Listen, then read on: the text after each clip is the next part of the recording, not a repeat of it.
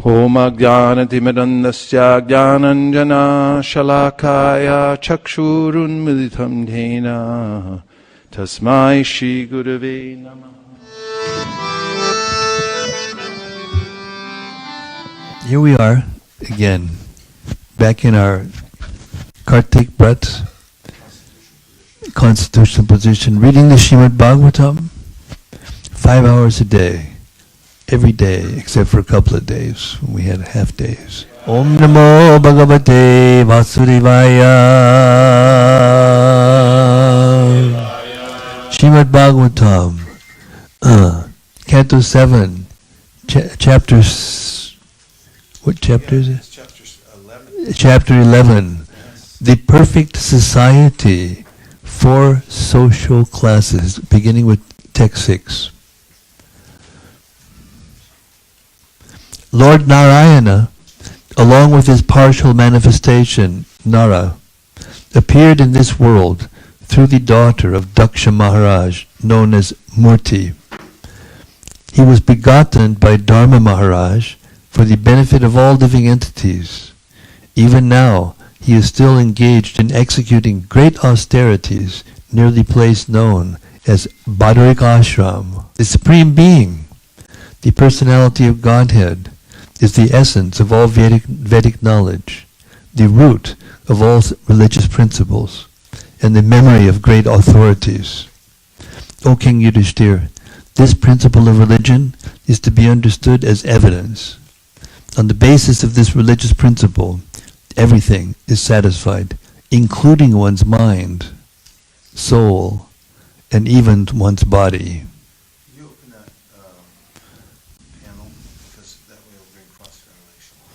Purport. As stated by Yamaraj, Dharmam tu sakshat bhagavat pranitam. Yamaraj, the representative of the Lord, who takes care of the living beings after their death, gives his verdict as to how and when the living being will change his body. He is the authority, and he says that the religious principles consist of the codes and laws given by God. No one can manufacture religion, and therefore manufactured religious systems are rejected by the followers of the Vedic principles. In Bhagavad Gita 15:15 it is said, Vedaischa sarvaraham eva vedya. Vedic knowledge means to understand the Supreme Personality of Godhead, Krishna. Therefore, whether one speaks of the Vedas, scriptures, religion, or the principles of everyone's occupational duty, all of them must aim at understanding Krishna, the Supreme Personality of Godhead. Srimad Bhagavatam 1.2.6 therefore concludes, Savai pung sabbado dharmo yato bhaktir radhoksaje ahai tukiya pritiyata yayatma supersedati. In other words, religious principles aim at learning how to render transcendental loving service to the Lord. That service must be unmotivated and unchecked by material conditions. Are considered to be all-pervading authorities. In Yajnavalkya Smriti, it is said, Shruti Smriti Sudachara Swasyaka Priyam Atmanaha Samyak Sankpalga Kamo Dharma Moolam Idam Smritam. One should learn human behavior from Shruti, the Vedas, and from Smriti, the scriptures following the Vedic principles.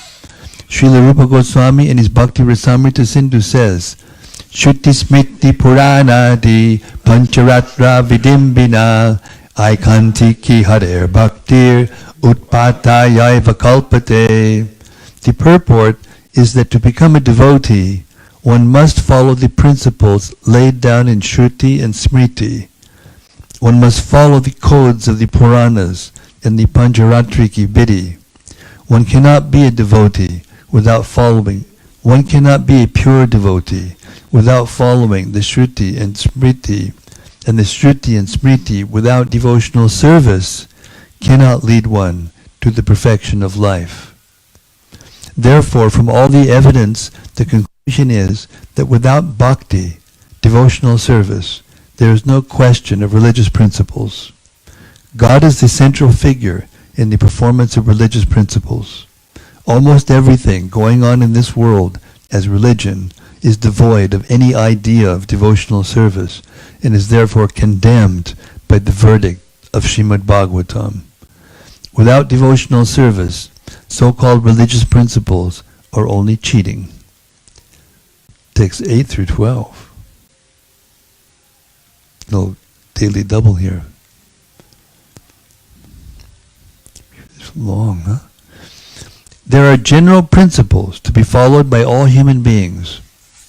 Truthfulness, mercy, austerity, observing fasts on certain days of the month, bathing twice a day, tolerance, discrimination between right and wrong, control of the mind, control of the senses, non-violence, celibacy, charity, reading of scripture, simplicity, satisfaction, rendering service to saintly persons, gradually taking leave of unnecessary engagements, observing the futility of the unnecessary activities of human society, remaining silent and grave, and avoiding unnecessary talk, considering whether one is the body or the soul, distributing food equally to all living entities, both men and animals, seeing every soul, especially in the human form, as a part of the Supreme Lord, hearing about the activities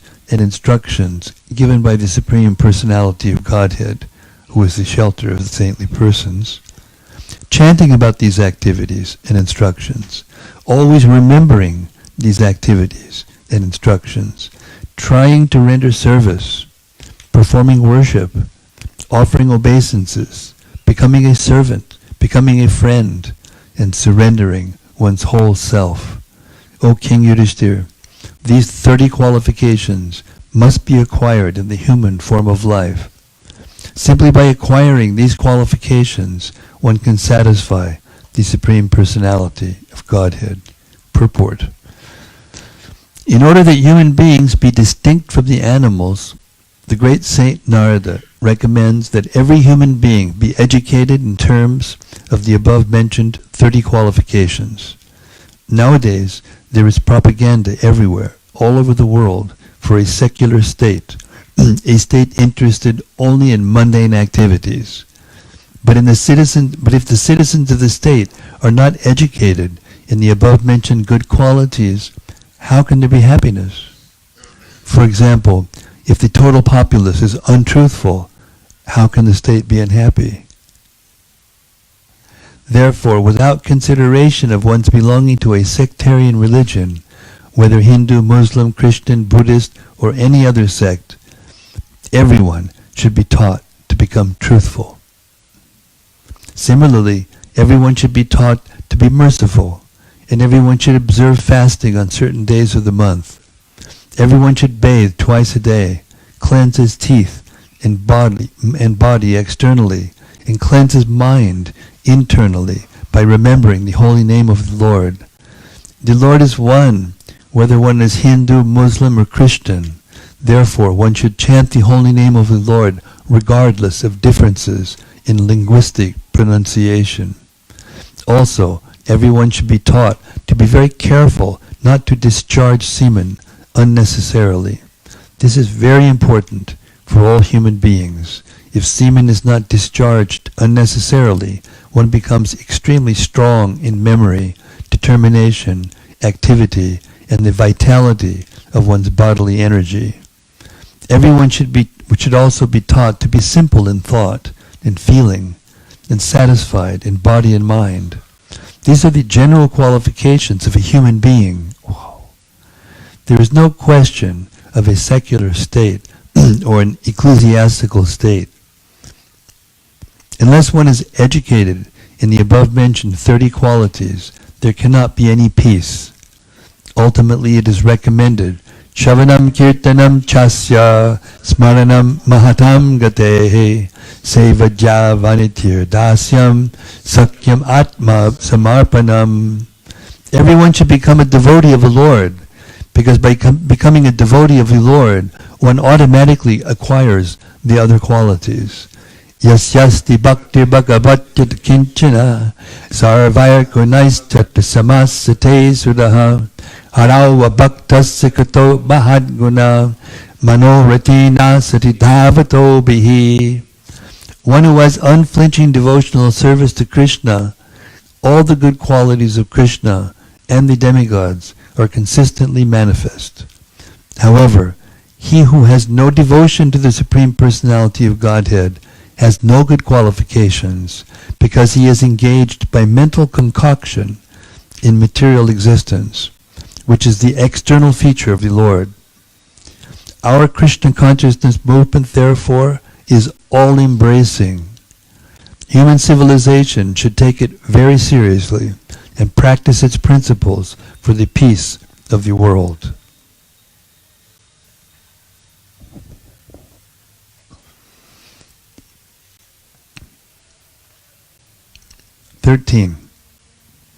Those who have been reformed by the Govardhana ceremony and other prescribed reformatory methods performed with Vedic mantras and without interruption, and who have been approved by Lord Brahma, are Dvijas, or twice born. Such Brahmanas, Kshatriyas, and Vaishyas, purified by their family traditions and by their behavior, should worship the Lord, study the Vedas, and give charity. In this system, they should follow the principles of the 4 ashramas: brahmacharya, grihastha, vanaprastha, and sannyas. Purport. After giving a general list of 30 qualifications for one's behavior, Narada Muni now describes the principles of the 4 varnas and 4 ashramas. A human being must be trained in the above-mentioned 30 qualities, otherwise he is not even a human being. Then, among such qualified persons, the varnashrama process should be introduced. In the varnashram system, the first ceremony for purification is Govardhana, which is performed with mantras at the time of sex for propagating a good child. One who uses sex life not for sensual pleasures, but only to beget children, according to the reformatory method, is also accepted as a brahmachari. One should not waste semen on sensual pleasure, violating the principles of Vedic life. Restraint in sex is possible, however, only when the populace is trained in the above-mentioned 30 qualities. Otherwise, it is not possible. Even if one is born in a family of Dvijas, or twice born, if they have not followed the reformatory process, he is called a Dvija Bandhu, not one of the twice born, but a friend of the twice born. The whole purpose of this system is to create good population. As stated in Bhagavad Gita, when women are polluted, the populace is Varnasankara, and when the Varnasankara population increases, the situation of the entire world becomes hellish. Therefore, all the Vedic literatures strongly warn against creating Varnasankara population. When there is Varnasankara population, the people cannot be properly controlled for peace and prosperity, regardless of great legislative assemblies, parliaments, and similar bodies. Text 14. For a Brahmana, there are 6 occupational duties. A Kshatriya should not accept charity, but he may perform the other 5 of these duties. A king or Kshatriya is not allowed to levy taxes on Brahmanas, but he may make his livelihood by levying minimal taxes, customs duties, and penalty fines upon his other subjects. Purport. Vishwanath Chakravarti Thakur explains the position of Brahmanas and Kshatriyas as follows. Brahmanas have 6 occupational duties, of which 3 are compulsory, namely studying the Vedas, worshipping the deity, and giving charity. By teaching, by inducing others to worship the deity, and by accepting gifts, the Brahmanas receive the necessities of life. This is also confirmed in the Manu Samhita. Sanang nukarmanam masya trini karmani jibika yajnadhyapane chaiva vishudach chapatigraha. Of the 6 occupational duties of the Brahmanas, 3 are compulsory, namely worship of the deity, study of the Vedas, and the giving of charity. In exchange, a Brahmana should receive charity, and this should be his means of livelihood. A Brahmana cannot take up any professional occupation duty. A Brahmana cannot take up any professional occupational duty for his livelihood. The Shastras especially stress that if one claims to be a Brahmana, he cannot engage in the service of anyone else.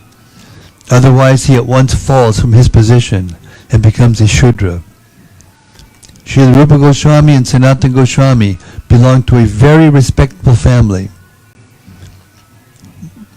But because, respectful, anyway, but because they engaged in the service of Nawab Hussain Shah, not even as ordinary clerks, but as ministers, they were ostracized from Brahminical society. Indeed, they became like Mohammedans and even changed their names. Unless a Brahmana is very pure, he cannot accept charity from others. Charity should be given to those who are pure. Even if one is born in a family of Brahmanas, if one acts as a Shudra, one cannot accept charity, for this is strictly prohibited. Although the Kshatriyas are almost as qualified as the Brahmanas, even they cannot accept charity. This is strictly prohibited in this verse by the word apatigraha. What to speak of the lower social orders, even the Kshatriyas must not accept charity. The king or government may levy taxes upon the citizens in various ways, by revenue duties, customs duties, realization of fines, and so on, provided the king is able to give full protection to his subjects to assure the security of their life and property. Unless he is able to give protection, he cannot levy taxes. However, a king must not levy any tax upon the Brahmanas and the Vaishnavas fully engaged in Krishna consciousness. Text 15. The mercantile community should always follow the directions of the Brahmanas and engage in such occupational duties as agriculture, trade, and protection of cows. For the Shudras, the only duty is to accept the master from a higher social order and engage in his service. Text 16.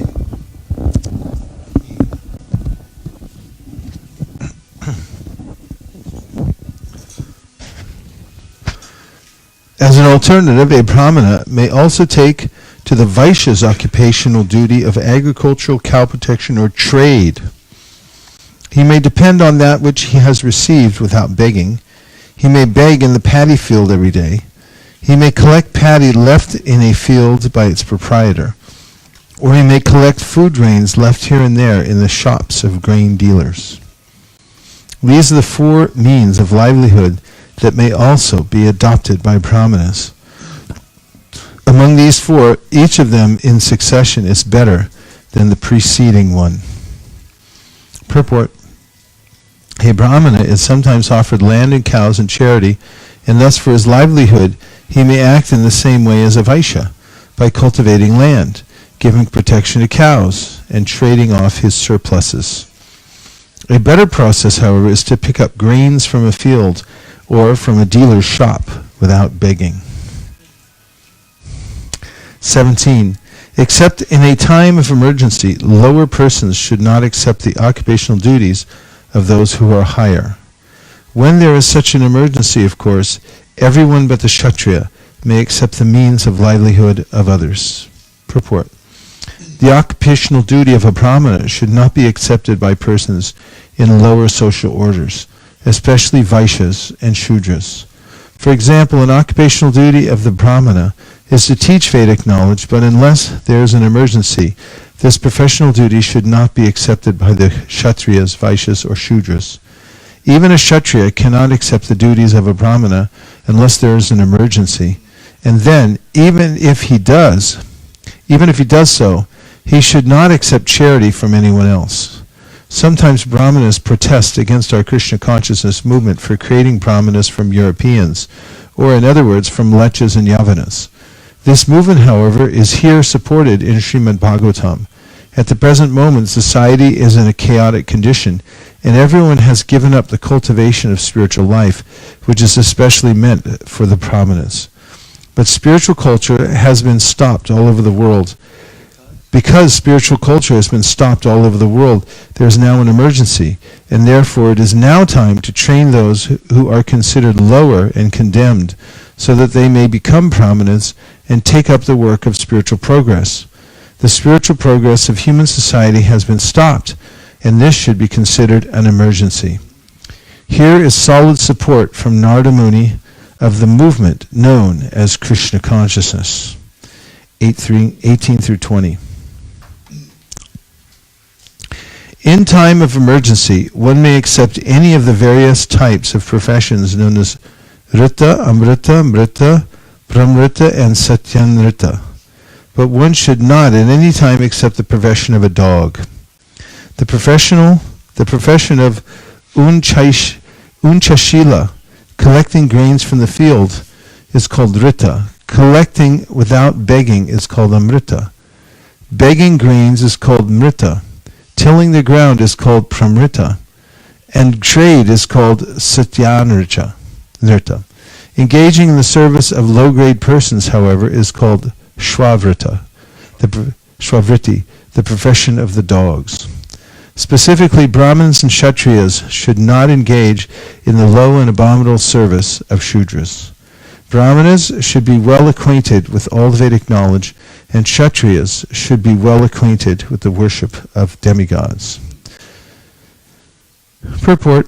As stated in Bhagavad Gita 4.13, Chaturvanyam maya shishtam gunakarma vibhagashaha.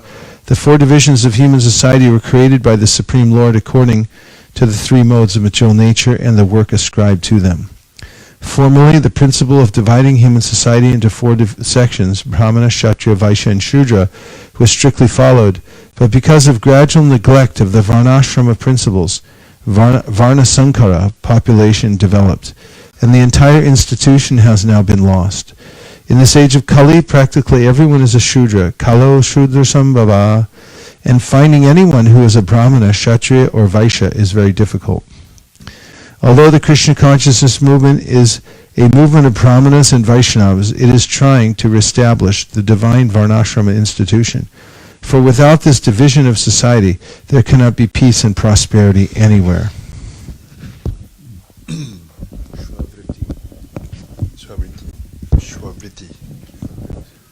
Shamodamas dapak shaucham santoshak chantir arjavam jnanam daya chutatmatvam satyam cha brahmalakshanam.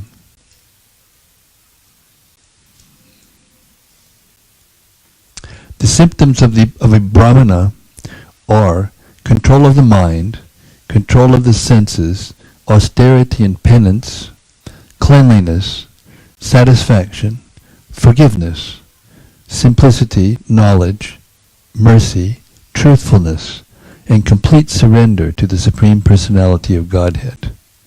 Purport. In the institution of Varnashram Dharma, the symptoms of a Brahmana, Kshatriya, Vaishya, Shudra, Brahmachari, Grahastha, Vanaprastha, and Sannyasi are all described. The ultimate aim is achutatmatvam, to think always of the Supreme Personality of Godhead Krishna or Vishnu. To make advancement in Krishna consciousness, one has to become a Brahmana with the above mentioned symptoms. 22. To be influential in battle, unconquerable, patient, challenging, and charitable, to control the bodily necessities, to be forgiving, to be attached to the Brahminical nature, and to be always jolly and truthful. These are the symptoms of the Kshatriya. Text 23.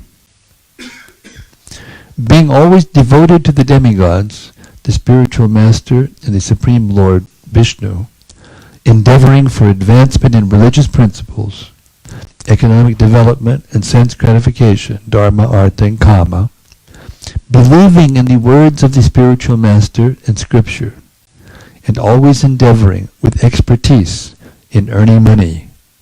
These are the symptoms of the Vaishya. That's very interesting. I didn't remember this verse. Can I say it again?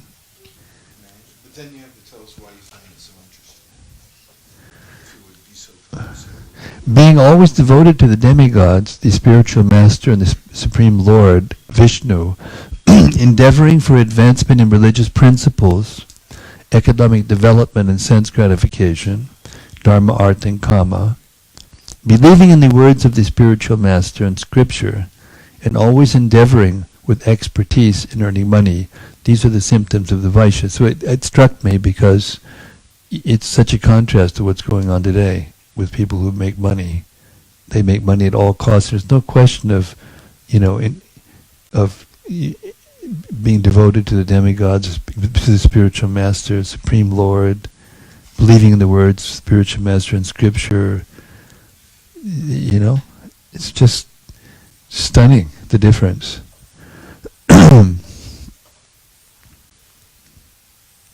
24.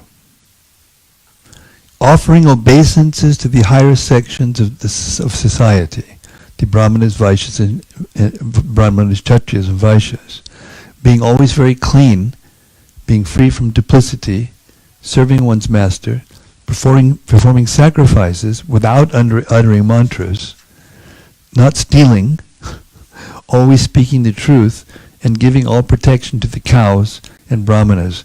These are the symptoms of the Shudra. Everything's just the opposite now, isn't it? Those that do it, they're just doing exactly the opposite. Purport.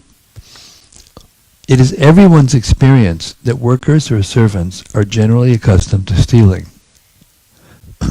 A first-class servant is one who does not steal.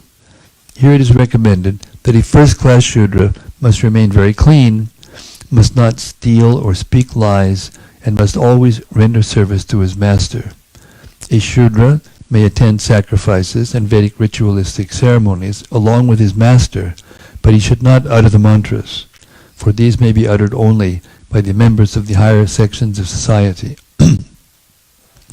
Unless one is completely pure and has been raised to the standard of a Brahmana, Kshatriya, or Vaishya, in other words, unless one is Dvija, twice born, the chanting of mantras will not be fruitful. Text 25. To render service to the husband, to be always favorably disposed toward the husband, to be equally well disposed toward the husband's relatives and friends, and to follow the vows of the husband. These are the 4 principles to be followed by women described as chaste. Purport. It is very important for peaceful householder life that a woman follow the vow of her husband. Any disagreement with the husband's vow will disrupt family life. In this regard, Chanika Pandit gives a very valuable instruction. Dampatyo kaloho nasti tatra shri swayamagataha. When there are no fights between husband and wife, the goddess of fortune automatically comes to the home. Wow. A woman's education should be conducted along the lines indicated in this verse. The basic principle for a chaste woman is to be always favorably disposed toward her husband. In Bhagavad Gita it is said, Strishu dushta suvarshnyaya jayate varnasankara. If the women are polluted, there will be varnasankara population. In modern terms, the varnasankara are the hippies who do not follow any regulative injunctions. Another explanation is that when the population is varnasankara, no one can know who is on what platform. The varnashram system scientifically divides society into 4 varnas and 4 ashramas. But in varnasankara society, there are no such distinctions, and no one can know who is who. In such a society, no one can distinguish between a Brahmana, a Kshatriya, a Vaishya, and a Shudra. For peace and happiness in the material world, the Varnashrama institution must be introduced. The symptoms of one's activities must be defined, and one must be educated accordingly. Then spiritual advancement will automatically be possible.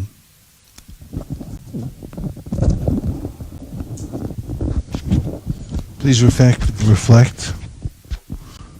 Yes.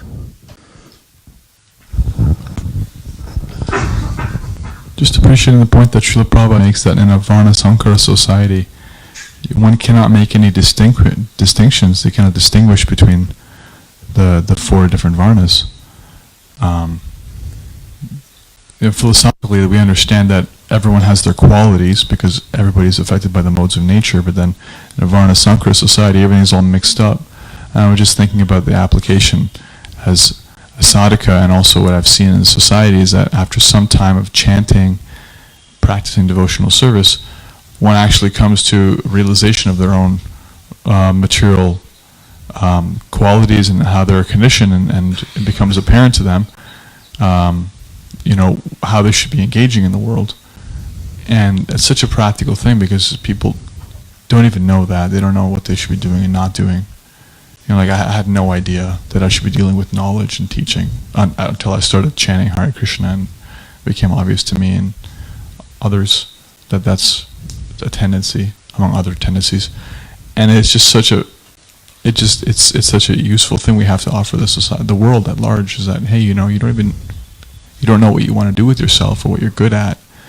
Well, you can take to this process, and among everything else we're offering will actually be revealed to you what your qualities are. I was struck right from the beginning of this chapter with the 30 qualities that you must have to be a human being. Because when we were reading them, I was thinking, oh, this sounds like a pure devotee, but that was just a human being. Just a human being, And then from that platform, then you can start to follow, spiritual, scriptural, religious principles. That it was stunning to me.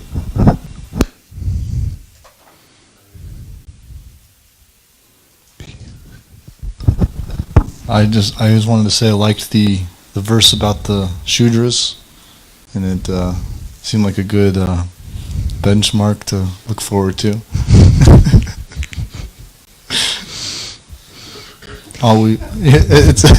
It's quite high, being free from duplicity, very clean, serving one's master, performing sacrifices without uttering mantras, not stealing, always speaking the truth, and giving all protection to the cows and that's a pretty good standard. Something I can work on. Yeah. Prabhu? I was also appreciating that 30 qualities, because when I was doing yoga teacher training in LA, they're telling people about like Socham, Asteya, not stealing, Brahmacharya, even, it's very around the bush explaining people like what Brahmacharya means. But I really appreciated how much more there is also, and how people can gradually come to know about this. Mukharvin? I was amazed to see that for the Brahmanas, the first, the three necessary qualities is not just earning. The three qualities to give other people, and then the three qualities comes to earn for themselves. So it was just a mind and like little bit shift in the whole paradigm, that we first always think about how can I myself be fit, but is the out of the 6, 3 is the one to give others, and the remaining 3 is to take. Yeah. I was interested in the ways that in the gradations of the Brahmana, the topmost being the one that seemed to be the least dependent on others, and going to the shops and just picking up whatever was left over. Others that required human interaction, asking somebody for something, were good, but they were lower on the scale. It just reminded me of, I thought of a lifestyle where you don't depend on anybody else at all for anything, as really the hallmark of the Brahminical mindset. You're completely independent in the sense that you're not owned by anybody else. Like, oh, he gave me grains yesterday, so that guy's like, I owe him something. But if you just picked it up on your own with nobody looking, there's nothing in your consciousness like I owe this guy, or you're not bound to anybody. Loka Prabhu? I was just struck by how the whole chapter is centered on qualities of people and all different categories, and it's about character refinement and being a better and better person, and that provides motivation. Just by reading it, I feel motivated to develop some of these qualities, and it says that Varnashrama system is based on human beings who have these 30 qualities. So that's the foundation upon which the Brahmana, Kshatriya, Vaishya, Shudra are based on. So they all have these qualities plus more. So that was very noteworthy for me. Seems to be Madhava. Same thing. The qualities. It's very impressive that education means developing qualities, which is completely have nothing to do with the modern educational system where you pass tests, and if you master some information, you're considered educated, which is ridiculous according to this value system. So when this is totally, it's amazing to observe that it's missing. You can become Nobel Prize something, and then you can be totally according to this standard. You can be animal, and this is scary. And in our attempts to transform people and society, also this is like we should not. Sometimes we adopt a lot of elements from the Western educational system, which are useful, obviously, but we cannot not neglect this part. We cannot not address this and make sure that people who we try to train are actually developing qualities. That's why I think of the Vedas is meant to develop a character, not to. So.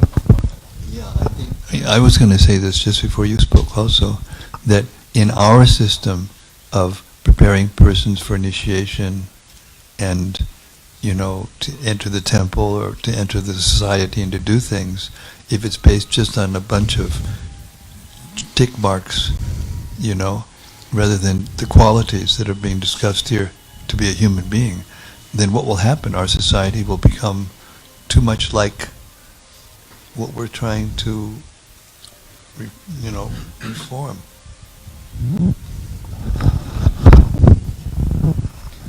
I was just appreciating the fact that so many times when people hear about these kind of divisions, then they get so uncomfortable, like we're trying to create some kind of hierarchy. And here when Prabhupada's talking about how the reason why the lower, people from the lower caste are not allowed to chant these mantras is it's not just random, but really because the mantras will not be fruitful because they've not been trained in higher qualities. And so right there, Prabhupada allows us to see that it is not just based on just random discrimination. There's a whole science behind it. They can perform the ritual, but they just shouldn't say the mantras. Also, this is also the standard when devotees first come to Krishna consciousness, even with the Pancharatric system, that they may worship some deities, but they're not supposed to say the mantras until they're initiated. So they can just say, please accept this offering or whatever, but they don't take the Pancharatric mantras until they're bequeathed. Who else was there? Yes. I also find it profound that usually when people think of a hierarchy system, they think of the top class being so powerful and extremely wealthy and like ruling over all the classes, like dominating them. But Brahminical culture is very peaceful and simple, and that's really amazing. That's unfortunately what happens. That kings, although they're supposed to be Kshatriyas and Rajarishis and so forth, have priests have become corrupt, Vaishyas have become corrupt, Shudras have become corrupt. So people became cynical, and really, arguably, for instance, the United States of America is a reaction to that. It's just break away from all this hierarchy. Enough with the king stuff. King and queen, forget it. We'll decide amongst ourselves, and we'll have a society that everybody's equal. That's the idea with modern education. Educate everybody equally, everyone has an equal chance. Of course, it doesn't work out, but ultimately it all falls back into the four things, but people do become corrupted. You get a little power, and the next thing, I think I was mentioning the other day, Michael's iron laws of oligarchy show that as soon as somebody gets a little power, they start investing more and more energy, and then all their energy into staying in power rather than doing their job properly from that point. Loka has a solution to this. I'm so glad to hear. Now just thinking about what you said, that the Kshatriyas, as we were reading, they were required to give charity, and I think that balanced out the power that anybody asked. They have to provide charity, or they have to give mandatory charity. And even the Brahmanas, so society where you can see, where the Vaishyas and the other orders of the society, they can see Brahmanas and Brahmacharis dedicated to absolute, then it inspires them to also follow.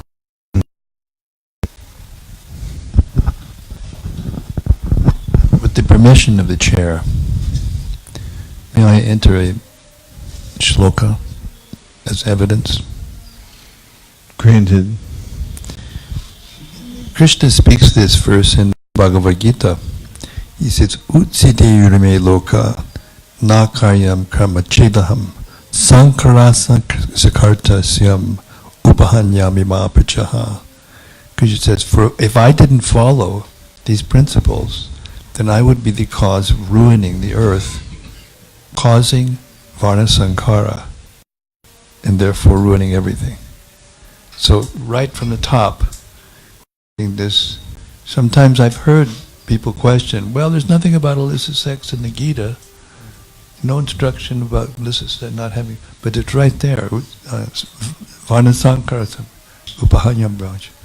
Krishna himself saying, if I didn't follow these principles, I would be the cause of varna sankara, which means illicit sex.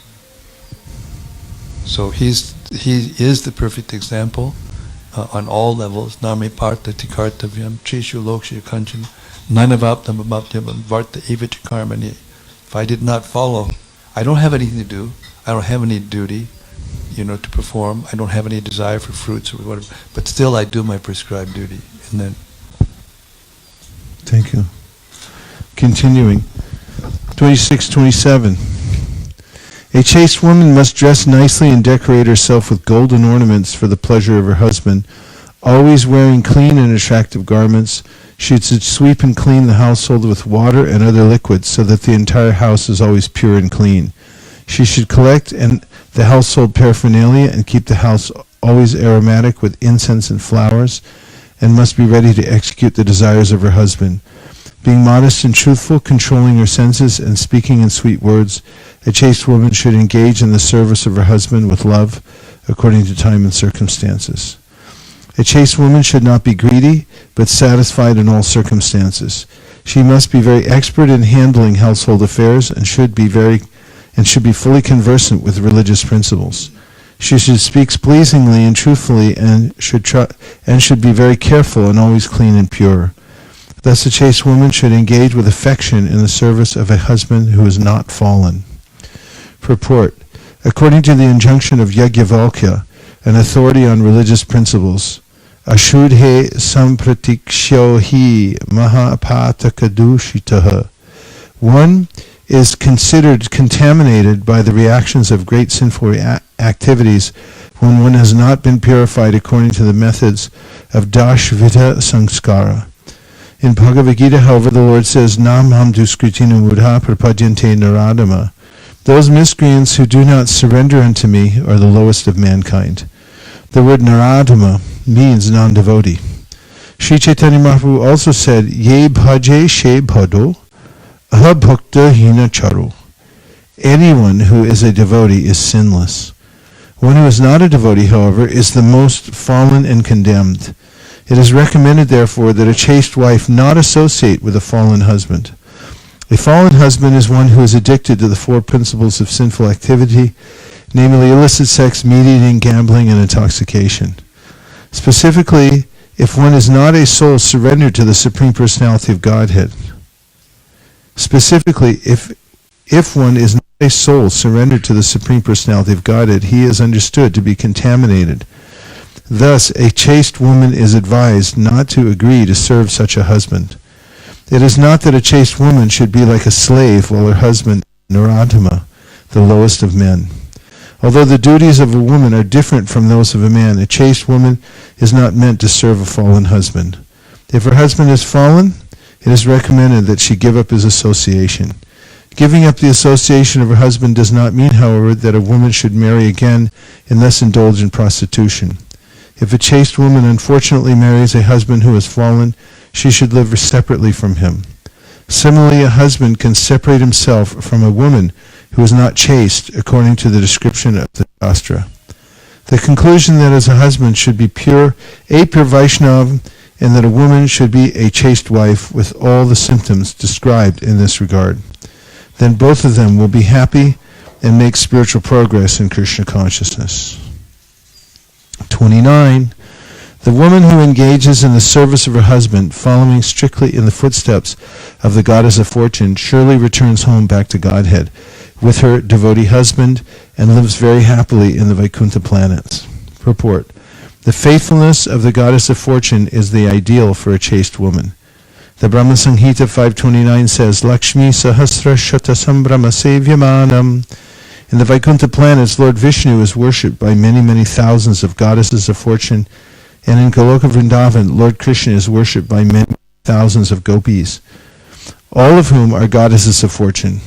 A woman should serve her husband as faithfully as the goddess of fortune. A man should be an ideal servant of the Lord, and a woman should be an ideal wife like the goddess of fortune.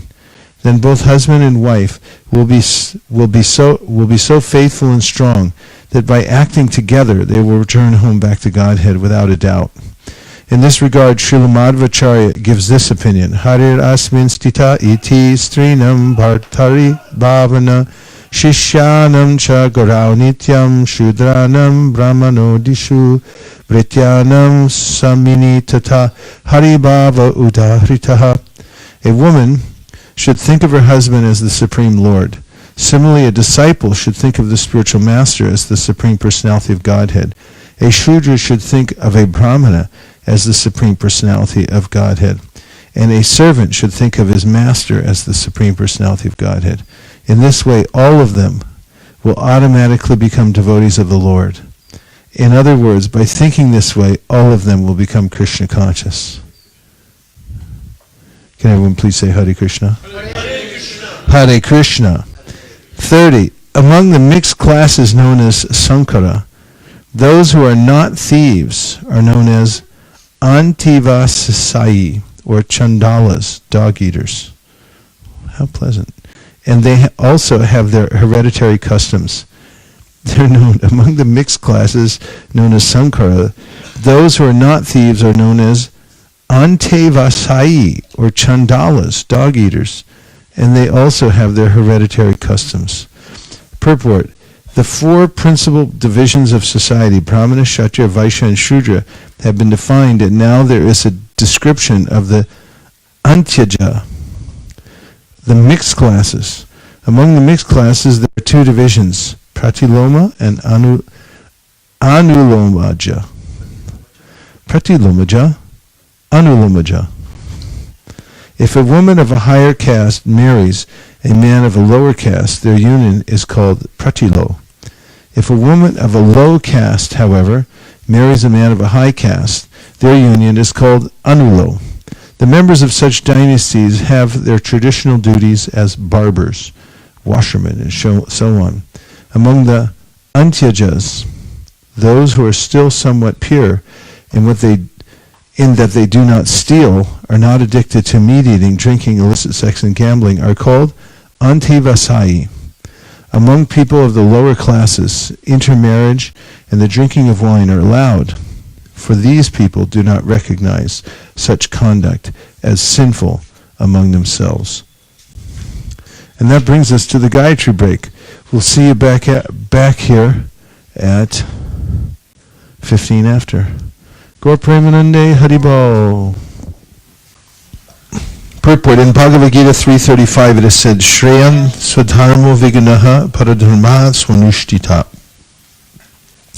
It is far better to discharge one's prescribed duties, even though they may be faulty, than another's duties.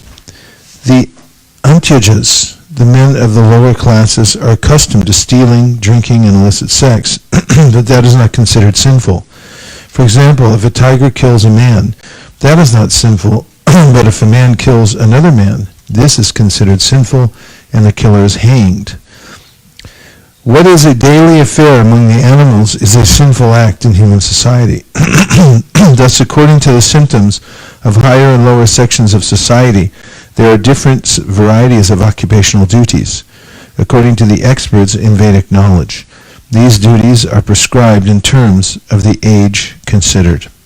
32. If one acts in his profession according to his position in the modes of nature and gradually gives up these activities, he attains the nishkama stage. Purport. If one gradually gives up his hereditary customs and duties and tries to serve the Supreme Personality of Godhead in his natural position, he is gradually able to become free from these activities, and he attains the stage of nishkama, freedom from material desires. Texts 33 and 34. My dear king, if an agricultural field is cultivated again and again, the power of its production decreases, and whatever seeds are sown there are lost. Just as drops of ghee on a fire never extinguish the fire, but a flood of ghee will, similarly overindulgence in lusty desires mitigates such desires entirely. Purport. If one continuously sprinkles drops of ghee on a fire, the fire will not be extinguished, but if one suddenly puts a lump of ghee on a fire, the fire may possibly be extinguished entirely. Similarly, those who are too sinful and have thus been born in the lower classes are allowed to enjoy sinful activities fully, for thus there is a chance that these activities will become detestful to them, and they will get the opportunity to be purified. Yasya ya lakshanam proktam pumsam varnabhyabdanchakam yadanyatrapi dushyeta tatenaiva vanirdishet. If one shows the symptoms of being a Brahmana, Kshatriya, Vaishya, or Shudra, as described above, even if he has appeared in a different class, he should be accepted according to those symptoms of classification. Purport. Herein it is clearly stated by Narada Muni that one should not be accepted as a Brahmana, Kshatriya, Vaishya, or Shudra according to birth, for although this is going on now, it is not accepted by the Shastras. As stated in Bhagavad Gita 4.13, Chaturvanyam mayashishtam gunakarma vibhagashaha. Thus the four divisions of society, Brahmana, Kshatriya, Vaishya, and Shudra, are to be ascertained according to the qualities and activities. If one was born in a Brahmana family and has acquired the Brahminical qualifications, he is to be accepted as a Brahmana.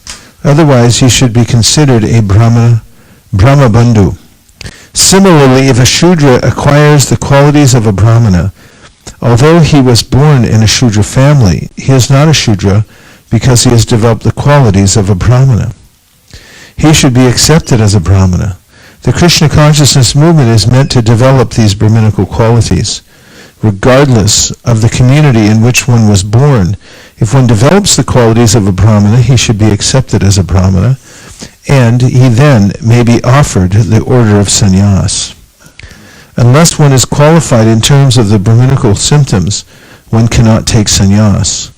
In designating a person a Brahmana, Kshatriya, Vaishya, or Shudra, birth is not the essential symptom. This understanding is very important. Here Narada Muni distinctly says that one may be accepted according to the caste of his birth if he has the corresponding qualifications, but otherwise he should not. One who has attained the qualifications of a Brahmana, regardless of where he is born, where he was born, should be accepted as a Brahmana. Similarly, if one has developed the qualities of a Shudra or a Chandala, regardless of where he was born, he should be accepted in terms of those symptoms. Thus end the Bhaktivedanta purports of this 7th canto, 11th chapter of the Srimad Bhagavatam, entitled The Perfect Society for Social Classes.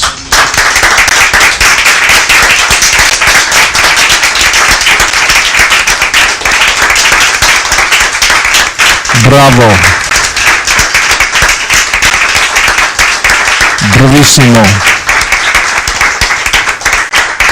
Sadhu, sadhu.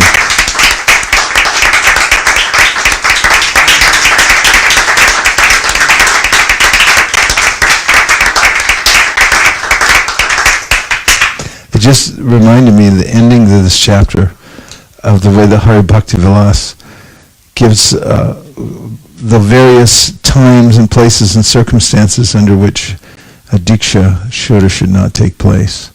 For instance, there are certain days that you shouldn't give diksha, certain places you shouldn't give diksha. But at the end of the whole thing, Sanatana Goswami says that actually whenever the guru decides is time for diksha, that's the best time. And similarly, there's a lot of considerations here about the various divisions. But at the very end, Saved by the Bell, there's this advice, not vice, admonition that one must consider now what the quality of the person is and what they've developed, not how they've been born. It changes everything in the context of the way most people understand these parameters of Brahman, Kshatriya, Vaishya, Shudra, and so forth. Yes, Prabhu? There is a mic, and we'd like to give it to you now. I was just curious about this. It's very interesting that for certain members of society, there's actually an allocation for sinful activities. That they don't get the same sinful reactions that somebody in a higher class would. Or any? I don't know if I understood that correctly. But what exactly is the qualifying division? It seems like it's also said, right, the one who's in knowledge, the reactions are stronger. Is that the kind of the barometer that however much knowledge you have, then therefore, if you're just in complete ignorance of Shudra, you don't know anything, or no, Shudras have to be good. But yeah, that's pretty much it. You know, my godbrother and good friend, Paramahamsa, he took sannyas early on.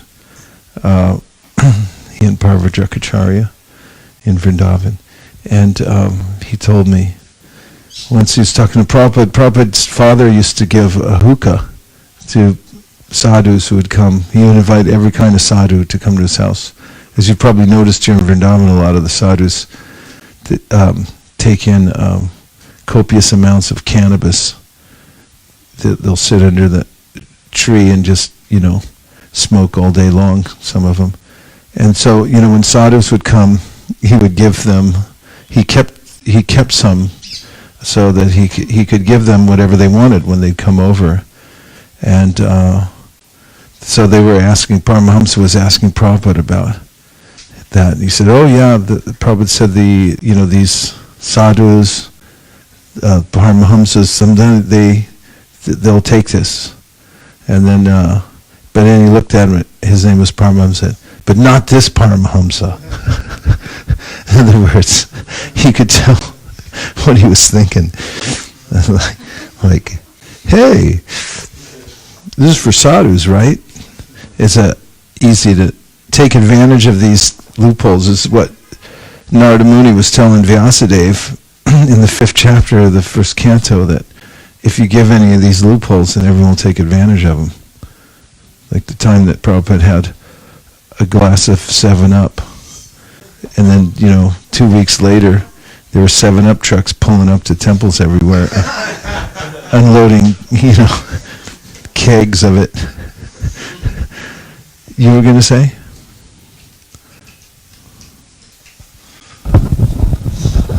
Just riding on the coattails of that comment, I was was reminded of the 5th canto, where there's a particular punishment for those who choose to remain in Shudra life and don't try to elevate themselves. Good. Which helped me to understand that the whole point of the thing is to get elevated. Yeah. It's not to stay where you are. It's similar to the seventh offense, the holy name. If you know what it is and you take advantage of it as a loophole, then you become more implicated. It's considered devious. There's not good faith. You're not doing it in good faith. If you're just ignorant and you can't get out of it, then there's some provision. It's so liberal. I mean, it goes to this extreme that goes, okay, you're totally addicted to this, so then maybe this could help you. Was there a couple more points, and we'll move on? 1, 2, 3. I've thought of this before a lot, like especially in regards to like my family and like the activities they've done. Especially I think of like my grandma. She's like lived her whole life a certain way, and then like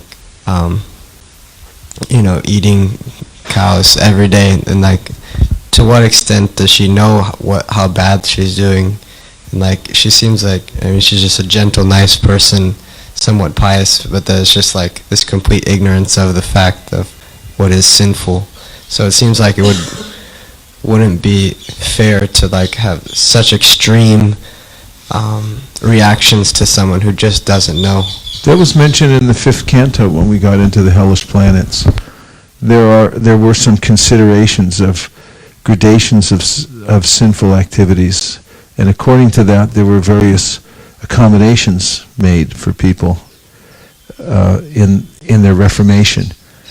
The ultimate idea is that there's no inordinate punishment. It's all ultimately meant for a person's betterment and refinement. That's one thing. And the other is that it's perfectly administered. Because Yamaraj, as we heard, is tied into he's so empowered by Krishna that he knows the psychic movements of the living entities, almost like the super soul said. So he has a feeling for what people's mentalities are. And it's not just meant for automatic punishment, but it's meant really for sensitivity training so that they can better themselves ultimately. Last point? Yes, Prabhu.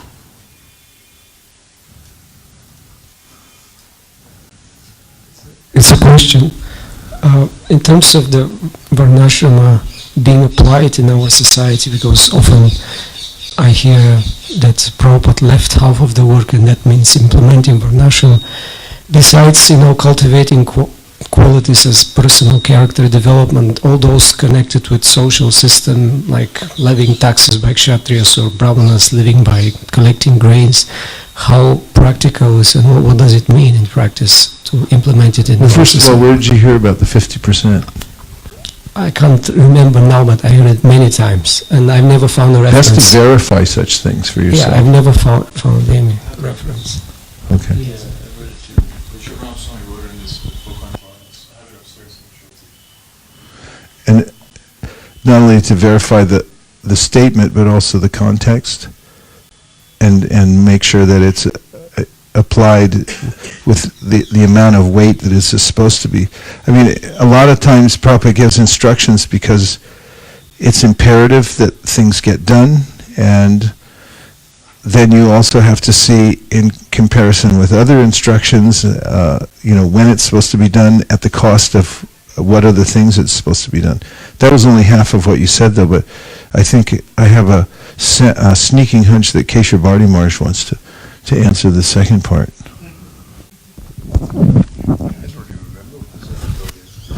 I was going to say that Should we be collecting grains in the marketplace?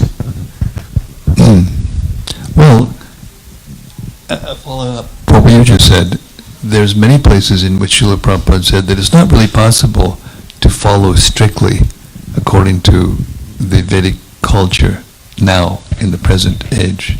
So if we think that we have to follow everything or else it's all or nothing, it's not like that. Prabhupada was very pragmatic, very practical, and he often said to us, we make the best use out of a bad bargain kind of thing. and he would adjust certain things. You know, he saw the Western culture and how different it was, and he would adjust certain things. He would bend certain things, but he wouldn't break the basic core principles. But he would adjust things according to time and circumstance and the personality's ability to follow.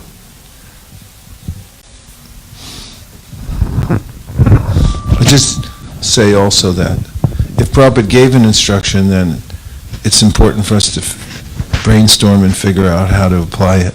Yeah. He might not have given a lot of details, because maybe he didn't have enough time, but if the instruction is there, then there's a way to implement it.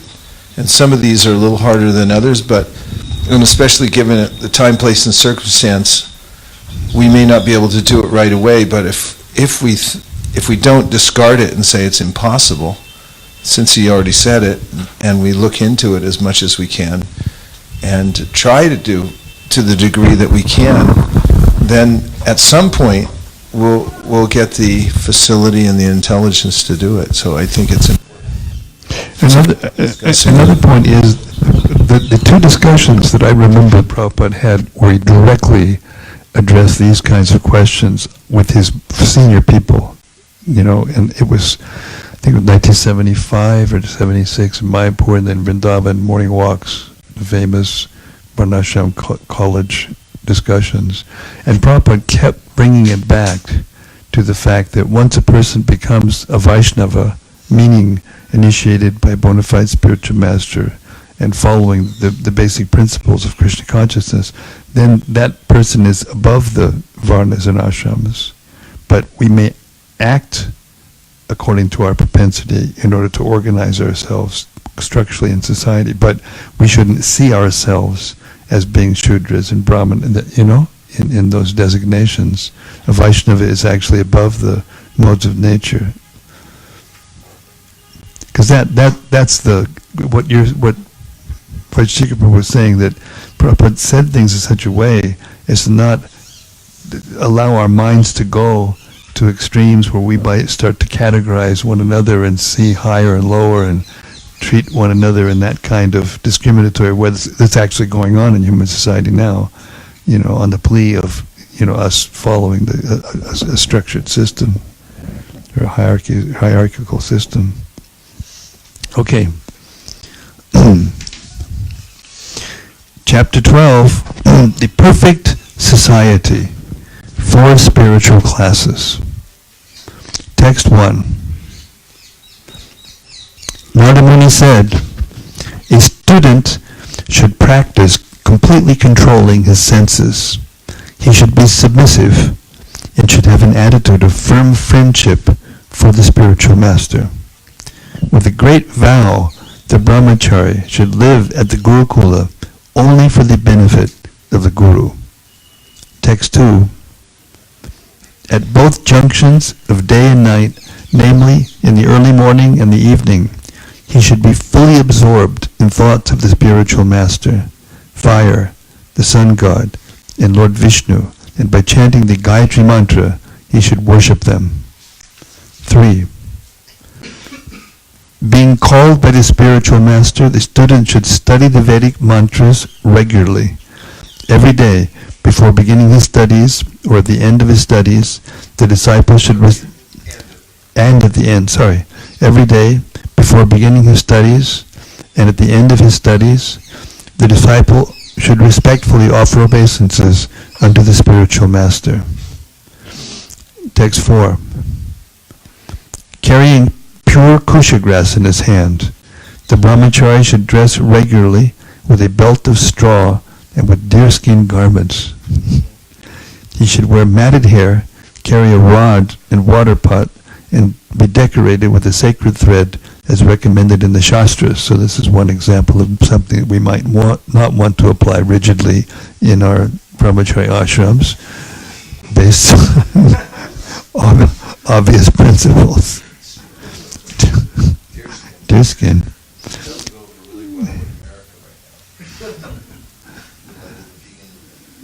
Text 5. The brahmachari should go out morning and evening to collect alms, and he should offer all that he collects to the spiritual master. He should eat only if ordered to take food by the spiritual master. Otherwise, if the spiritual master does not give this order, he may sometimes have to fast. Today we have our bell. Ding, ding, ding, ding, ding, ding, ding, ding, ding, ding. Yeah. Take 6. A brahmachari should be quite well behaved and gentle, and should not eat or collect more than necessary. He must always be active and expert, fully believing in the instructions of the spiritual master and the Shastra. Fully controlling his senses, he should associate only as much as necessary with women or those controlled by women. Purport. A brahmachari should be very careful not to mix with women or with men addicted to women. Although when he goes out to beg alms, it is necessary to talk with women and with men very much attached to women.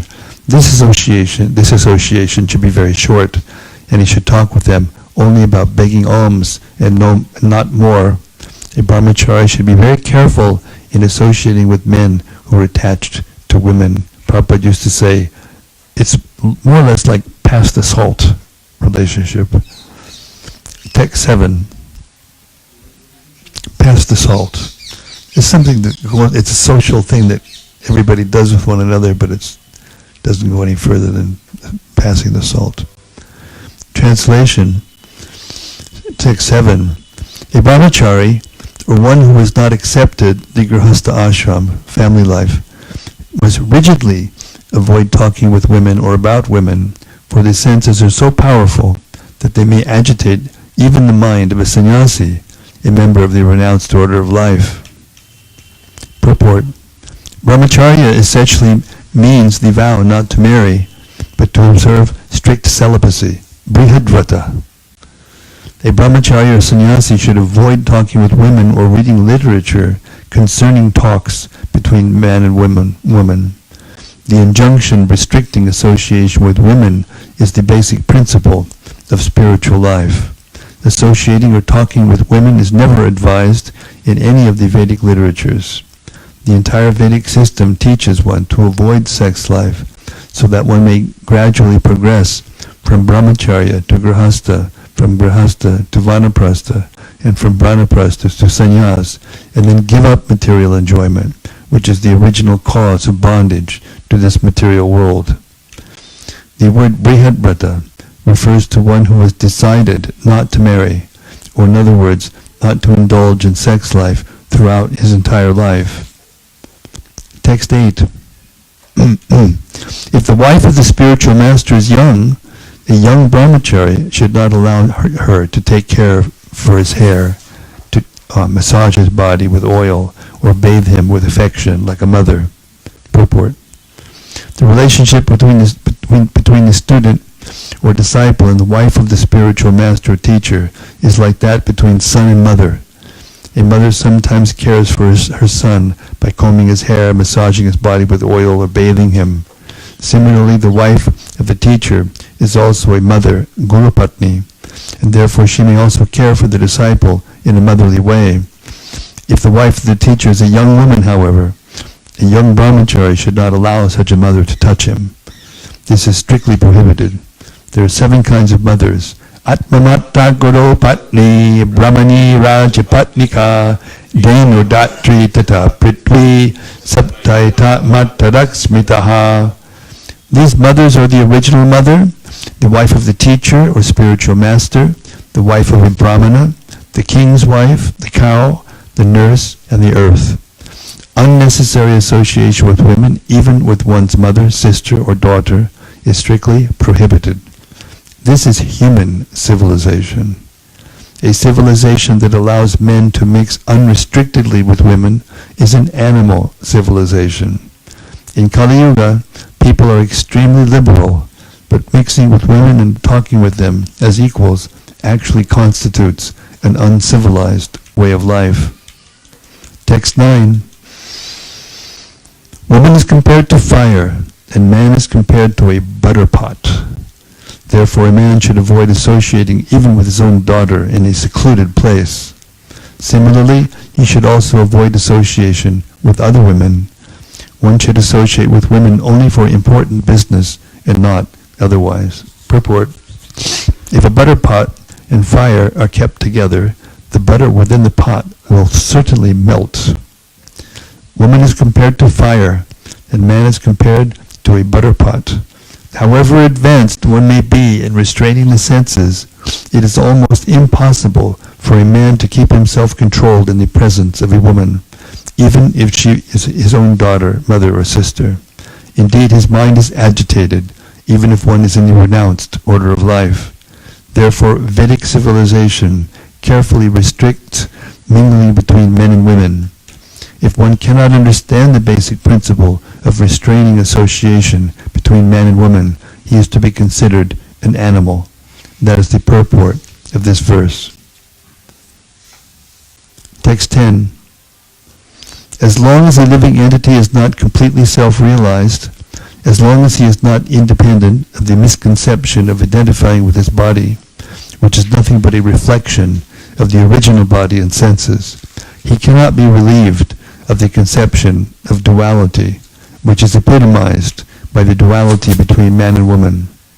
Thus there is every chance that he will fall down because his intelligence is bewildered. Purport: here is another important warning that a man must save himself from attraction to woman. Unless one is self-realized, fully independent of the illusory conception of the material body, the duality of man and woman must undoubtedly continue. But when one is actually self-realized, this distinction ceases. Vidyavanaya sampane, brahmane gavihastane, shuni chaiva shapake cha, panditat samadashinaha. The humble sage, by virtue of true knowledge, sees with equal vision a learned and gentle brahmana, a cow, an elephant, a dog, and a dog-eater outcast. On the spiritual platform, the learned person not only gives up the duality of man and woman, but also gives up the duality of man and animal. This is the test of self-realization. One must realize perfectly that the living being is spirit soul, but is tasting various types of material bodies. One may theoretically understand this, but when one has practical realization, then he actually becomes a pandit, one who knows. Until that time, the duality continues, and the conception of man and woman also continues. And in this stage, one should be extremely careful about mixing with women. No one should think himself perfect and forget the Shastric injunction that one should be very careful about associating even with his daughter, mother, or sister, not to speak of other women. Srila Madhvacharya cites the following shlokas in this regard. Bahut vinai vadastunam yatartam jnanamuchyate advaita jnanam etyetad dvaita jnanam tadanyata yata jnanam tata vastus tata mati navajik tata ekatra vedanam. Only unity, unity in variety is real knowledge, and therefore giving up variety artificially does not reflect perfect knowledge of monism. According to the Achintya Bheda philosophy of Sri Chaitanya Mahaprabhu, there are varieties, but all of them constitute one unit. Such knowledge is knowledge of perfect oneness. I have an offering from Gopi Pradhananda Prabhu in this regard. I heard him say one time about oneness and merging. He said, spiritual realization means to merge into the unity of spiritual variety. Merging into the oneness of spiritual variety. Pretty good.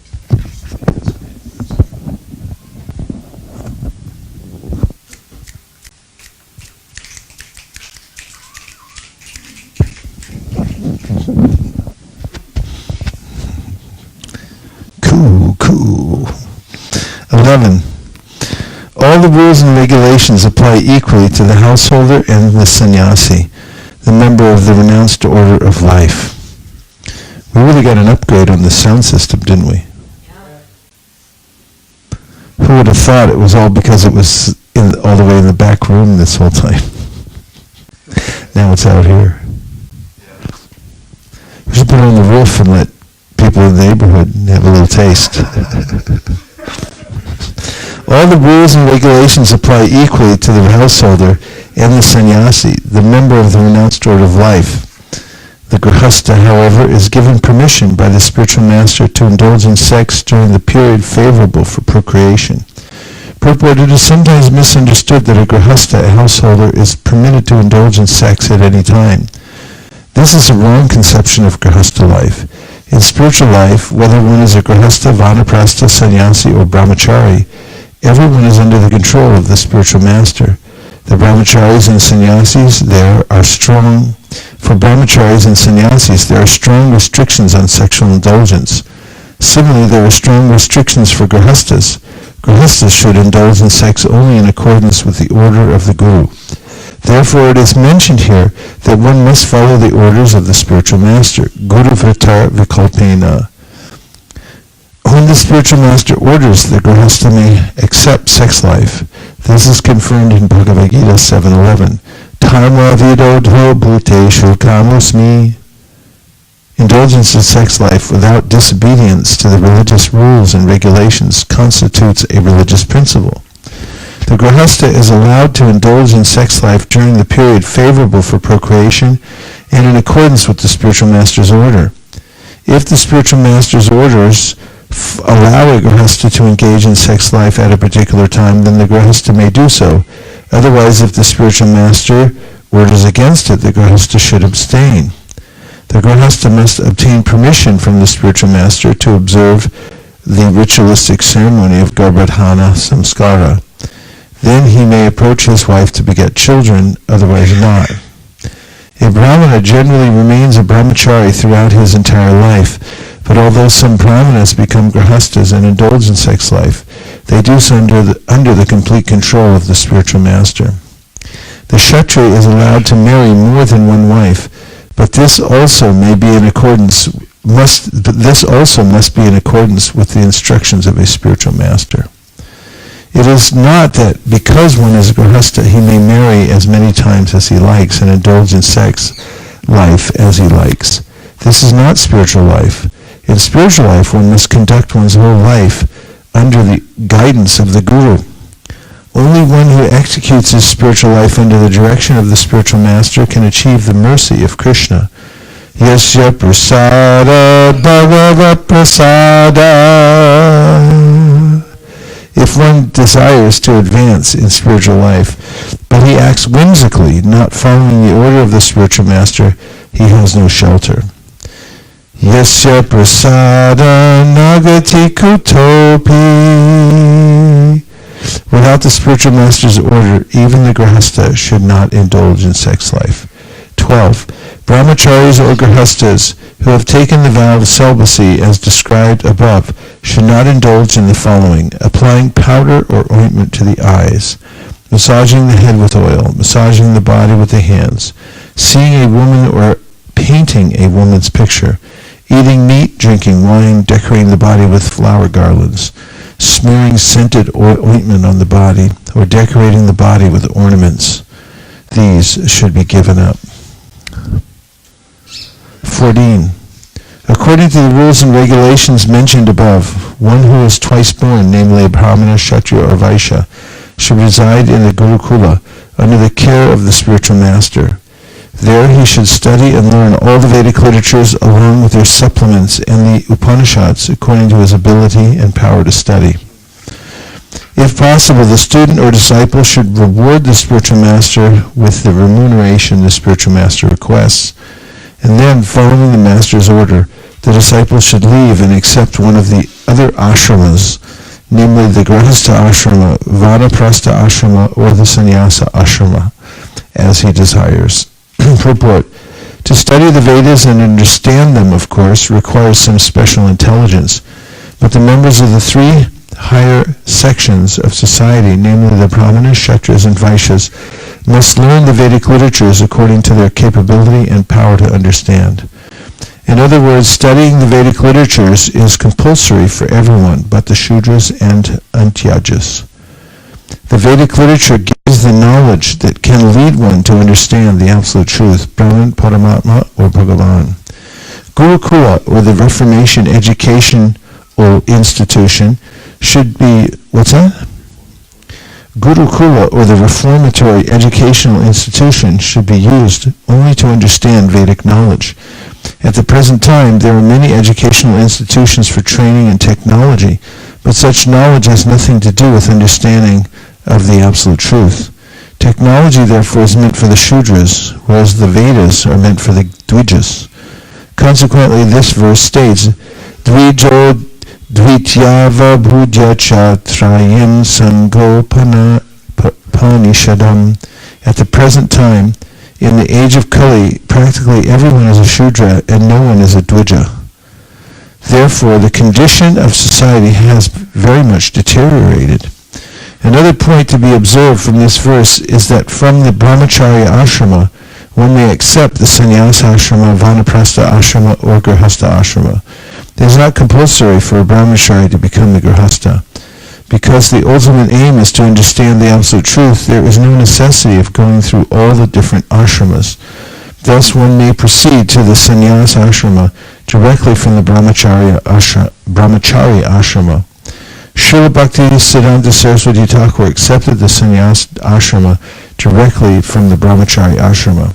In other words, His Divine Grace, Bhaktisiddhanta Saraswati Thakur did not think it compulsory to accept the grihastha ashram or vanaprastha ashrama. 15. One should realize that in the fire, in the spiritual master, in oneself, and in all living entities, in all circumstances and conditions, the Supreme Personality of Godhead, Vishnu, has simultaneously entered and not entered. He is situated eternally and internally. He is situated externally and internally as the full controller of everything. Purport. Realization of the Supreme Personality of Godhead's omnipresence is the perfect realization of the Absolute Truth to be attained through the study of the Vedic literatures. As stated in the Brahma Samhita 535, Andantarasta Panamanuchayantarastam, the Lord is situated within the universe, within the heart of every living entity, and also within the atom. We should understand that whenever the Supreme Personality of God is present, He is present with all His paraphernalia, including His name, form, associates, and servants. The living entity is part and parcel of the Supreme Personality of Godhead, and thus one should understand that since the Supreme Lord has entered the atom, the living entities are also there. One must accept the inconceivable quality of the Supreme Personality of Godhead, for no one can understand from the material point of view how the Lord is all-pervasive and yet situated in His own abode, Goloka Vrindavan. This realization is possible if one strictly follows the regulative principles of ashrama, brahmacharya, grihastha, vanaprastha, and sannyas. Srila Madhvacharya says in this regard, Pravishta sarvagata, pravishta tvanurupavan, evam dvirupa bhagavan, hara eko janardana. The Supreme Personality of Godhead in His original form has not entered everything, apravishtaha, but in His impersonal form He has entered, pravishtaha. Thus He has entered and not entered simultaneously. This is also explained in Bhagavad Gita 9.4, wherein the Lord says, Maya tatamidang sarvam jagadavyakta murtina matstani sarva bhutani nachaham te shavashtitaha. By me and my unmanifested form, the entire universe is pervaded. All beings are in me, but I am not in them. The Lord can defy Himself. Thus, there is variety in unity. Ekatvam bahutvam. Bahutvam. It's interesting. There's a small change here.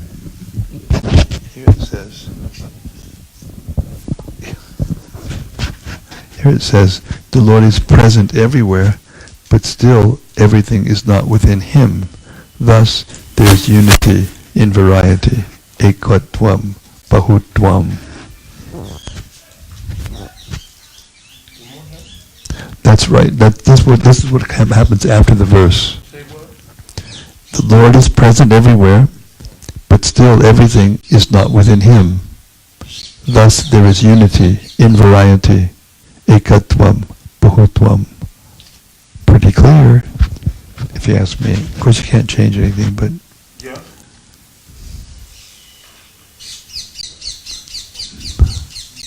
The Bhagavad Gita, Prabhupada mentions in purport that Sarvagata should not be taken, that the living entity is, each living entity is not all pervasive and everywhere. But in this purport, it's a little bit, he says that one should understand that since the Supreme Lord has entered the atom, the living entities are also there. So is the purport to that statement the same as what Prabhupada says in the Bhagavad Gita, about the living entities not being all pervasive or not being everywhere, like each individual living entity? Or is it saying that since the Lord is there, then the living entities are part of Him, so they're also there as part of His body or something like that? Or I'm probably reading too much into it. did you see that? Did you see what just happened? I was looking to him, and he was looking to me. It's like a hot potato. No, I heard, I just, by coincidence, or arrangement, I just listened to a morning walk in which Tamal Krishnamars asked exactly the same question. Somebody asked him that question, and he couldn't answer it. And Prabhupada, his question was even deeper than your question. He was asking, well, if the soul is in the atom, then, and the presence of the soul means consciousness, and when the body that the soul's occupying breaks up, so then he's saying, what happens does that mean that the atom breaks up and frees the soul, and Prabhupada didn't answer it directly. There's certain things that you actually can't know. It's not that we can know everything. And he didn't answer that directly, but what he did say was something to the effect that you said, that because Krishna is there, the soul is there. But he's not there in the same way as he is conscious in it, becoming the conscious living being within a body, because there's portals that allows the consciousness to come out. It doesn't mean that the soul doesn't have consciousness, but contained within an atom, there's no vent for the consciousness to come out. So therefore it's different. It's not that the soul is an embodied soul in the atom exactly, because there's no senses, there's no avenue or way for the consciousness to come out. So in that sense, it would lend itself to your idea that the soul is there because Krishna is there. It's not that he's there in order to be, a living being of the body, of the atom. That's what I understood from that conversation. Regarding the last verses about associating with women, I'm having trouble, I guess, digesting it. And also in regards to the statements about the other aspects of varnashram, like the brahmachari details, wearing all these things, wearing things that we don't wear. So I guess it's challenging to see what to accept and what not to accept. How do we know for sure? In regards to this associating with women, a lot of I've heard, especially like the 70s and 80s, when there was a firm position of associating with women, that a lot of problems came, like sannyasis doing things to women, or not just fall downs, but I've heard stories of just being mean, basically being mean to the devotee women. So I'm wondering how to digest that in the application of these things. There was a letter once that was written by Srila Prabhupada by a lady who brought up this point. And Prabhupada used the example that sometimes when a plant, a tree or a plant is very new, a sapling or a very new plant, then until the roots go into the ground, when it's planted, they have to put some kind of protective covering around it. So sometimes if a person is still agitated, but at the same time is trying to control the senses and is trying to be a brahmachari, sannyasi, then they may put up a protective shield by that kind of behavior, being too abrupt, or women spitting and things like that, or being rough or rude, and that's not proper. Prabhupada said very clearly that it's not proper, but he said to the lady who wrote the letter, he said, you should have compassion on them. They're trying to do something that's extremely difficult.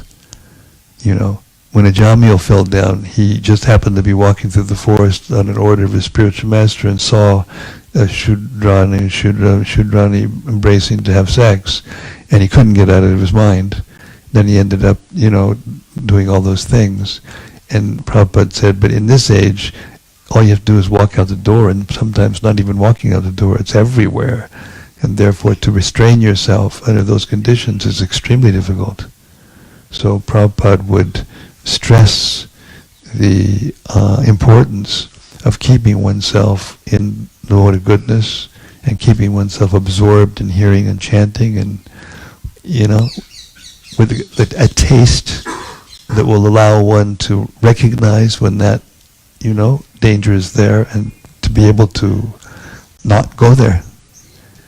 And in terms of if sannyasis acted improperly in the beginning, there was one point in 1976 where Prabhupada said, okay, enough sannyasis, because we could see that none of them are qualified. But at the same time, he gave those sannyasis sannyas because it was needed. It was needed for preaching and for pushing forward the movement. So these things can be adjusted, but they have to be adjusted with maturity and with spiritual knowledge, not just with knee-jerk kind of emotional reaction. With maturity, with time, it'll be easier to understand. And the other thing is, it's not if a person does something wrong, it's how they respond. If a person does something wrong and then responds properly, then he becomes reinstated easily, especially when it comes to sensual things. Prabhupada didn't take those things so seriously, but in our Western culture we take that thing very seriously. So all these things have to be considered in a kind of holistic way, I guess you could say, so that we won't be disturbed by things that we see that aren't exactly according to what we read, etc., etc. Notice that it's a general human tendency to get into a group, identify oneself with a group, and then exclude others. It happens in corporations too, because there's a lot of small companies within a big corporation, and it's actually a principle of management to make sure that those smaller units don't think they're the all in all, and then forget about the overall mission of the organization. And it's just, once we were playing a game at ISV as a break, we go for a picnic and then we divide it into groups because we were going to go look for stuff like a scavenger hunt or something. It's just emphasizing working together, teamwork. And I saw, and as soon as the devotees got divided into their groups, then immediately they started identifying with the group. I mean, it was half in joking, but it's half serious too. And also, there was a study done at Stanford University about prisons, and they hired some people for it was people volunteered, maybe they gave them a little something, they were studying prison life. And they appointed some people, just whoever they were, to be the prison guards and other people to be the prisoners. And after half a week, or I forget the duration of time. They had to stop 3 weeks. They had to stop the experiment because the prison guards, so-called prison guards, were just playing a role. They became so overbearing with the prisoners that they thought somebody might get killed. And it's like a human tendency. And when we have this organization, and then you have these divisions within it. This person's a this person's a that. You have to be really careful not to get what they call in corporations called bounded rationality. When the one little unit within the company starts thinking like we're better than everybody else, accounting department, without us, no one could live. So many of these problems happen because of the human tendency to just think that, whatever we're doing right now is the most important thing, whatever we are, our group, and things like that. And Prabhupada was constantly, working to make sure that devotees didn't think like that. For instance, there was that one incident in Berkeley where the devotees, they wouldn't let women in the temple room to chant because they said, they're bothering, if the women are in the same temple room with us chanting at the same time. I remember that. That was San Francisco, wasn't it? San Francisco. Yeah. Oh yeah. Sri Dayananda was there in the room, and he was representing them to Prabhupada. We were in the room together, and that happened. Oh yeah, why don't you tell what happened? Yeah, Prabhupada said, well, what we can do is we make it, a screen in the temple room, and then we could extend the screen to the doorway, and then we could extend the screen down the hallway, to the different ashrams, and that way you'd never have to look, at a woman.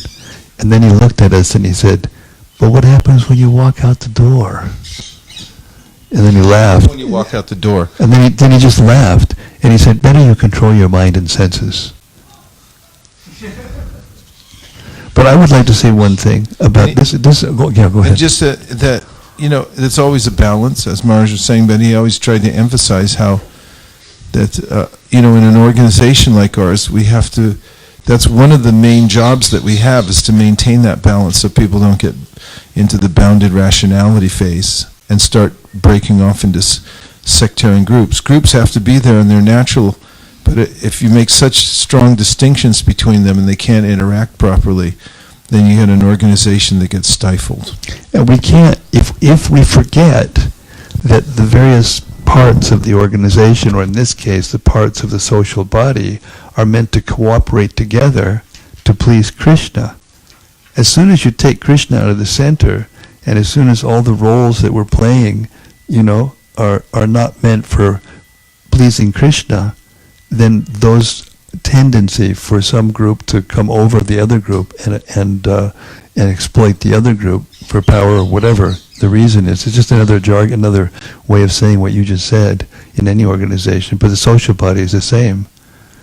The brahmacharis in the Vedic culture, they were trained right from the get-go, from 5 years old, to go to door to door and say to every woman that came to the door, "Dear mother." And they just said it over and over again, their whole brahmachari life, "Dear mother, dear mother, dear mother." And by the time that came time for them to, go out into the world or whatever, become married, they had a completely different consciousness than those of us, raised in this culture.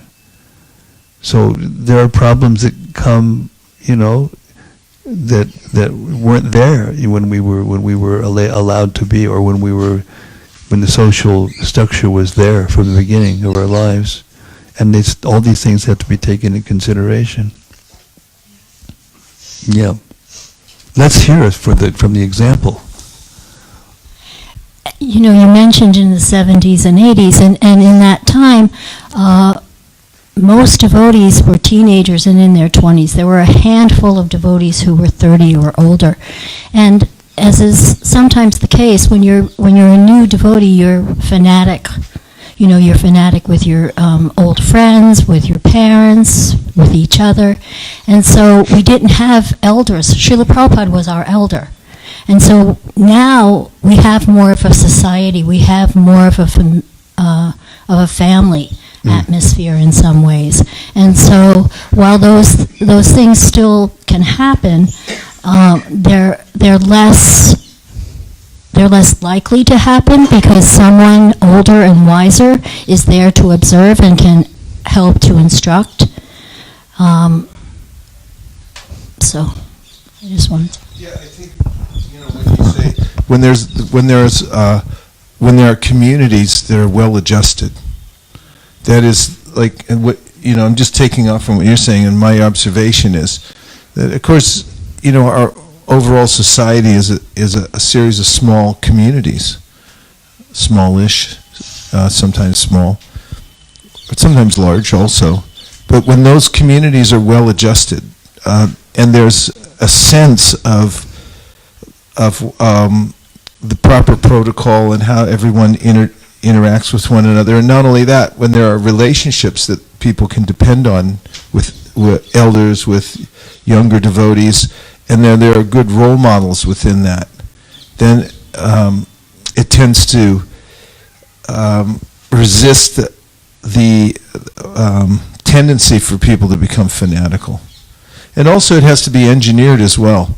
I know I've heard things about Chopati. I haven't lived there, but I do know that because of Radhanath Maharaj's, when he took to management, he had already been through various experimental communities where people had done things that didn't work out so well. And I'm being very generous in saying that. And so, his idea was like, I'll do the opposite when I get there. Some of the ideas, that got inculcated into the community there was, if brahmacharis criticize grihastas, they have to leave the ashram. That was like a basic principle, because he saw that happened before, and it's based on what I said, bounded rationality. Brahmacharis are the best. Everybody else is in Maya. And if that kind of talk comes out, then it's like you're out. And when people understand in a community that is the proper conduct, to appreciate the others, to serve the others, to see them as superior and so forth, just like in the corporations, they have to do that too. It's a similar thing. Then if you emphasize that, and you have a community, then you find that it runs. And it takes work to not only engineer a community, but also to maintain it over a long period of time, to make sure that those things don't pop up. And they do. There's all kinds of people come into ISKCON from all kinds of backgrounds. Some of them are very conservative, some of them are more liberal. And living entities are living entities. Humans are humans. They do crazy stuff. They do the wrong stuff most of the time. And so you have to make up for that by having a really strong support system. And as Nirakula was pointing out in the beginning, although we had a support system in one way, because Prabhupada was there, he was our nucleus, and we also had a lot of enthusiasm, there were a lot of the roles weren't there. And the checks and balances weren't completely ratified yet either. As devotees would just take one instruction over another and over-apply it, misapply it. What to speak of the fact that in the beginning there weren't even books. There were no books. And we were flying by the seat of our pants, more or less, until the books came out. I would like to offer, if I may, with the permission of the chair, of shloka. Please. Thank you. Permission granted. This is the shloka given by Krishna. I cede the remainder of my time to the gentleman from Oroville, California. I wonder if it still exists. It's right down the street from Paradise. Oh, that's not good. Not very good. Anyway, whether it does or doesn't, here we are. Yes, Krishna says, Tadvidi panipatina pariprashnena sevya upadekshanti te jnanam. This is, by the way, not the verse that I want to enter. No, this is not the verse. This is the introduction. This is the run-up to the verse, yeah. Run-up. Don't give it away. And in the end of that verse it says, Tattvadarshana. A person that's self-realized can give you knowledge. And then the next verse says what that knowledge is. And this is the gateway to solving all those problems. Yajgyatva na punarmoham evam yasasi pandava Yena bhuta nyasheshane drakshashat manyatomayi. So when you've received that knowledge, Krishna says, then you won't fall down again. Because you will see that every living being is but a part of the Supreme, or in other words, that they're mine. So if you're coming to get level of God, and you're at least even aspiring, then if you begin to see through the vision that Krishna wants you to see, through that knowledge, then that will help a lot. When you see somebody that everything what belongs to Krishna, and if you love Krishna, you're attached to Krishna, you feel affection for Krishna, automatically that knowledge will temper those bad habits that we have from having been raised and developed so many bad habits. One last point, and that is, Prabhupada lived in LA for some time, on and off. He would stay there to translate, and he had his servant make lunch for him every day. And in Los Angeles, there was a little closet in Prabhupada's room, and in it he had a hot plate, and the servant, the cook, would cook in there. And somebody asked why that was. Shruti Kirti Prabhu explained that Prabhupada would send his brahmachari servant down to cook in the kitchen. There'd be, brahmacharini in there cutting vegetables or whatever, and then all of a sudden, blink, blink, and then, a couple days later, brahmachari was Prabhupada, I gotta go. Where are you going? I was like, you gotta get married. And, it happened so many times that he moved his cooking operation up into his room so the service wasn't interrupted. And I'm just saying this as a practical matter in balancing the conversation, because on the other side, what the Srimad Bhagavatam is saying is absolutely true, and the forces of nature are inexorable, especially when it comes to men being attracted to women and vice versa. And so one has to be very careful, even as we administer, ways in which the communities, everyone, we can all live together and serve together and everything like that. There has to be a pervading awareness of the fact that this kind of force applies to everybody, everywhere, at all times. This is what the Shastra, why the Shastra is saying it so emphatically, that, nobody's exempted from this, not even Brahma, as we find out. So yes, be careful. Thank you for joining us for the morning session. That brings our morning session to an end. Wow. We'll be joining back here again. Nitai Gaura Hari Bo, Hari Bo, Hari Bo, Nitai Gaura Hari Bo, Nitai Gaura Hari Bo, Hari Bo, Hari Bo, Nitai Gaura Hari Bo.